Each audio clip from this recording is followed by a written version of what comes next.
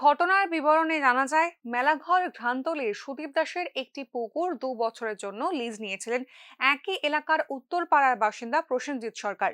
পুকুরের চারিদিকে বড় বড় ঘাস হয়ে যাওয়ায় প্রসেনজিৎ সরকার মেলাঘরের একটি কীটনাশকের দোকান থেকে ঘাস মারার স্প্রে নিয়ে আসেন। তার দাবি, তিনি দোকানদারকে জিজ্ঞাসা করেছিলেন স্প্রেটির পার্শ্ব প্রতিক্রিয়া সম্পর্কে। তখন দোকানদার তাকে আশ্বস্ত করেন এতে মাছ কিংবা জল কোনো কিছুরই কোনো ক্ষতি হবে না। দোকানদারের কথায় বিশ্বাস করে ঘাসের ওপর স্প্রে করে দেন প্রসেনজিৎ সরকার। শুক্রবার সকালে উঠে দেখেন পুকুরের সমস্ত মাছ মারা গিয়েছে। তার দাবি, প্রায় 3 লক্ষ টাকার বেশি ক্ষতি হয়েছে তার। ওষুধের দোকান কি? সারা ওষুধের দোকান কি? দোকানটা কোন জায়গায় অবস্থিত? এটা মেলাঘর স্ট্যান্ডে। কি হয়েছে আর এরকম? তারপরে ওষুধ তারা গিয়ে জিজ্ঞাসিলাম কি ফেনা মারানোর লাগে কি ওষুধ আছে।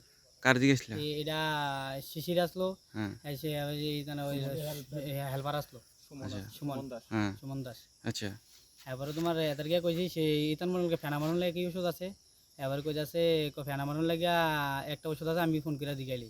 এবারে তারা শিশিরে ফোন করে দিগাইছে, এই সুমন দাস ফোন করে দিগানে এবার কইতাছে এই ওষুধটা দিয়ে দে। এবার এই ওষুধ দিয়েছে, আমরা 100 ওষুধের কথা বলছিলাম, এবার 500 ওষুধ দিয়েছে। 500 ওষুধ দিয়া কইতাছে ইতান করো, গিয়া পুরা ফুসকুনি মেরে দাও। আমরা প্রথম কইছি মাছ মরবো নি, এবার কইতাছে একটা মাছও মতো না, মাছ মরলে আমরা ইতান দেখতাম আমরা। এবার কইতাছে এবার আনছি হেতারে 150 কথা কইছে, 150 করে মারতাম, আমরা 100 করে মারছি। এও মাছ দিয়ে দিছি, এও 100 ml করে কি।